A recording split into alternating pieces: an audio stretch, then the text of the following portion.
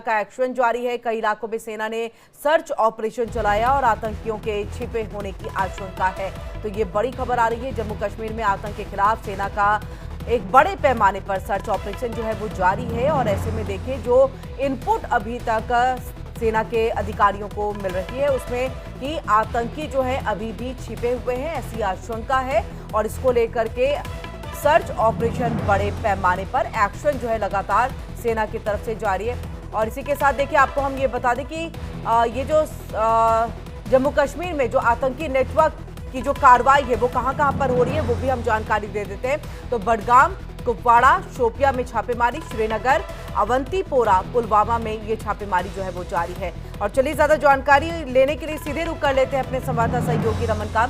रमन, देखिए हम बांदीपोरा की बात कर रहे हैं, बडगाम, कुपवाड़ा, शोपियां की बात कर रहे हैं। ये तमाम इलाके हैं जो खासतौर से अगर हम शोपियां की बात कर ले, देखिए कल ही जो जानकारी भी आई थी कि OGW जो है उसको गिरफ्तार किया गया है, बड़े पैमाने पर हथियार की बरामदगी भी हुई है। ऐसे में अमरनाथ यात्रा को सुगम बनाना है लेकिन आतंकी साया जो है स्टिल अभी भी मंडरा रहा है।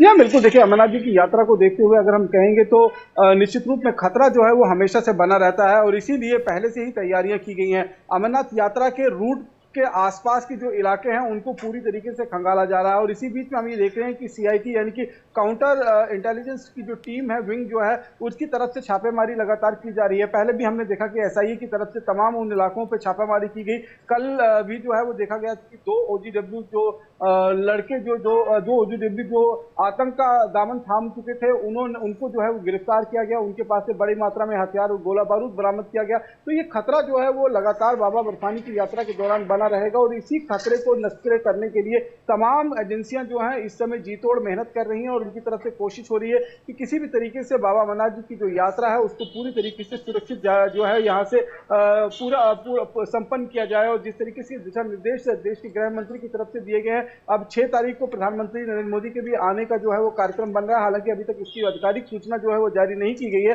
लेकिन जानकारी ये मिल रही है कि 6 तारीख को जम्मू कश्मीर का दौरा कर सकते हैं और ऑपरेशन सिंदूर या फिर पहलगांव आतंकी हमले के बाद ये पहला दौरा होगा। तो उससे पहले भी किस तरीके से आतंकी जो छुपे हुए हैं जंगलों के अंदर या रिहायशी इलाकों के अंदर उनको ढूंढ निकालकर उनको या मार गिराना या फिर उनको गिरफ्तार करने की कवायद जो है वो बड़े पैमाने पर तेज कर दी गई है। इसीलिए काउंटर इंटेलिजेंस विंग जो है वो आज भी कश्मीर के कई इलाकों में, जिसमें बडगांव की बात कर रहे हैं, शोपियां की बात करें, बांदीपुरा की बात करें, वहां पर जो है वो छापेमारी सुबह से उन्होंने शुरू कर दी है। और कई ऐसे लोग जिनके ऊपर शक था उनके घरों के अंदर इस समय जो है वो पूरी तरीके से छापेमारी की जा रही है और वहां देखा जा रहा है कि क्या कुछ साजो सामान जो है उनके पास से बरामद हो सकता है।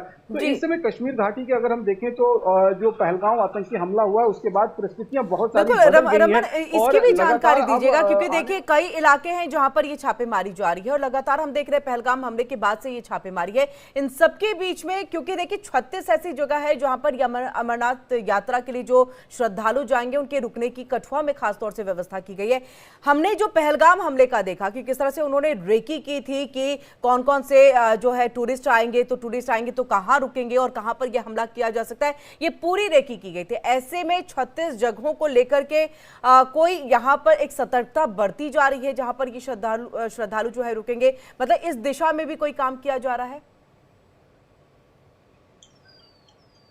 देखिए निश्चित रूप में बाबा अमरनाथ की यात्रा को लेकर कोई कोताही नहीं बरती जा रही है। जो 36 जगहों की आप बात कर रही हैं, दरअसल एक छोटे छोटे पड़ाव जो है वो बनाए जाते हैं। जिस तरीके से अगर आप देखेंगे कि कठुआ से यात्रा की शुरुआत होती है, जब श्रद्धालु जम्मू कश्मीर के अंदर एंटर होते हैं, चाहे वो बस के मार्ग से आते हैं, चाहे ट्रेन से, चाहे वो फ्लाइट के रास्ते जो है वो जम्मू कश्मीर में पहुंचते हैं, तो यहाँ आकर सबसे पहले उनका पड़ाव जो होता है वो जम्मू का यात्री निवास बेस कैंप होता है, जहां पर उनकी सुरक्षा जांच की जाती है, उनके सामान को खंगाला जाता है, देखा जाता है और उसके बाद उनको RFID कार्ड जो है वो देकर उनकी रजिस्ट्रेशन जिस दिन की होती है उस तारीख से उनको यात्रा के लिए जो है वो रवाना किया जाता है। सुबह कॉन्वॉय के रूप में यहां से बस निकलती है। सबसे पहले उधमपुर में एक पड़ाव आता है, उसके बाद रामबन में दूसरा पड़ाव आता है, फिर बानिहाल में तीसरा पड़ाव आता है। इस तरीके से तमाम वो पड़ाव जो है वो जब आप सोनमर्ग का जो इलाका है, गांदरबल का जो बाल्टाल का इलाका, वहां तैयारी, एक रणनीति, एक स्ट्रैटेजी जो है वो बना ली गई होगी। डेफिनेटली कोई कोताही यहाँ पर नहीं बरती जानी है। इसको लेकर के तमाम सुरक्षा व्यवस्था को लेकर के उच्च स्तरीय बैठकों का दौर जारी है। रमन जुड़े रहिए हमारे साथ। बड़ी खबर आ रही है, सीमावर्ती राज्यों में 31 मई को होगी मॉक ड्रिल।